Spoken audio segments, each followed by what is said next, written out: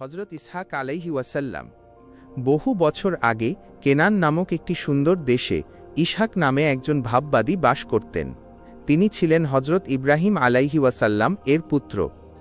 Abraham এবং তার স্ত্রী সারা বহু বছর ধরে একটি সন্তানের জন্য প্রার্থনা করছিলেন।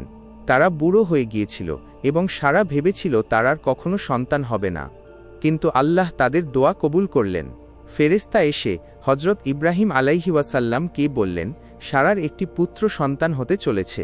তার নাম রাখা হয়েছিল আইজ্যাক, যার অর্থ হাসি, কারণ তার জন্ম সবাইকে খুশি করেছিল। ইসহাক আলাইহি ওয়াসাল্লাম খুব শান্ত এবং ভালো ছেলে ছিল। তার মুখে মৃদু হাসি ছিল এবং তার হৃদয় ঈশ্বরের প্রেমে পূর্ণ ছিল। তিনি তার পিতা ইব্রাহিমের কাছ থেকে ঈশ্বর সম্বন্ধে শিখেছিলেন।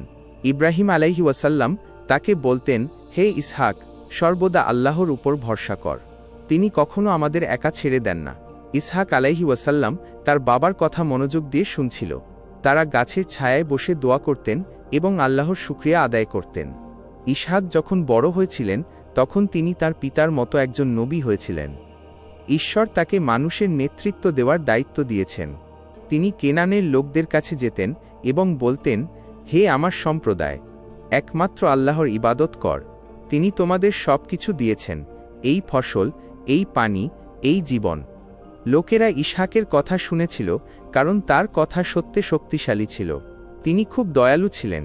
তিনি গরিবদের খাবার দিতেন, অসুস্থদের দেখতে যেতেন এবং শিশুদের সাথে হাসতেন এবং খেলতেন। ইসহাক আলাইহি ওয়াসাল্লামের জীবনের একটি গুরুত্বপূর্ণ ঘটনা ছিল তার বিয়ে। আব্রাহাম ইসহাক আলাইহি ওয়াসাল্লামের জন্য একটি ভাল মেয়ে চেয়েছিলেন। তিনি তার বিশ্বস্ত দাসকে একটি দূর দেশে পাঠিয়েছিলেন, যেখানে তার আত্মীয়রা বাস করতেন। আল্লাহর হুকুমে খাদিম রেবেকা নামে একটি মেয়ে পেল। রেবেকা দয়ালু এবং সুন্দর ছিল। তিনি ইসহাকের স্ত্রী হন। ইসহাক আলাইহি ওয়াসাল্লাম এবং রেবেকা সুখে একসাথে থাকতেন। দুজনেই ঈশ্বরের কাছে প্রার্থনা করলেন। কিন্তু ইসহাক ও রেবেকারও একটা পরীক্ষা ছিল। দীর্ঘদিন তাদের কোনো সন্তান হয়নি। তারা ঈশ্বরের কাছে প্রার্থনা করল। ঈশ্বর তাদের প্রার্থনা উত্তর। রেবেকার দুটি পুত্র ছিল, ইয়াকুব এবং এসৌ। ইসহাক তার ছেলেদের খুব ভালোবাসতেন। তিনি তাদেরকে আল্লাহর পথে চলতে শিখিয়েছেন। তারা বলত, আল্লাহ সত্যবাদীদের ভালোবাসেন। ইসহাক আলাইহি ওয়াসাল্লামের জীবন ছিল শান্তিপূর্ণ এবং ঈশ্বরের উপাসনায় পূর্ণ। তারা কেনানের ক্ষেতে ভেড়া ও ফসল তুলত এবং মানুষকে আল্লাহর পথ দেখাত। তিনি ধৈর্যশীল ছিলেন। একসময় তাদের শত্রুরা তাদের কুয়া বন্ধ করে দেয়, কিন্তু ইসহাক রাগ করলেন না। তারা একটি নতুন কূপ খনন করেছিল এবং ঈশ্বরের উপর ভরসা করেছিল। ঈশ্বর তাদের আরও জল দিয়েছেন।